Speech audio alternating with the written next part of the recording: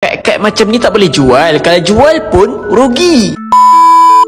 Kalau tuan-puan nak tahu, tuan-puan kena tengok video ni sampai habis dan jangan lupa save untuk rujukan yang akan datang. Betul tuan-puan, kalau tuan-puan sekadar simpan kad sahaja, tuan-puan nak jual memang tak boleh jual dan memang rugi tuan-puan. Sebab apa? Sebab kalau tuan-puan simpan kad sahajalah, tapi tuan-puan kena faham dalam kad tu ada emas 1 gram dan nilainya pada hari ini RM380 lebih. Jadi kalau tuan-puan rasa RM380 lebih tu tak bernilai, tak apa tuan-puan, tuan-puan boleh bagi saya, biarlah saya ambil dan saya jual emas tersebut. Tuan-puan kena faham, kad ni adalah sertifikat sahaja dan dalam kad ni ada emas 1 gram yang nilainya lebih RM380. Saya tak minta tuan-puan simpan kad, saya ajar tuan-puan untuk buat simpanan emas. Nak dapatkan 1 gram ni mudah saja. Tuan-puan boleh mula simpan emas melalui akaun Emas Gap Public Gold. Cukup saja matlamat simpanan emas tuan-puan, tuan-puan boleh keluarkan emas-emas tuan-puan. Jadi untuk tuan-puan yang nak mulakan simpanan emas, boleh kontak saja nombor di bio saya untuk saya bantu simpanan emas tuan-puan. So dapat satu, cek komen, jangan lupa follow.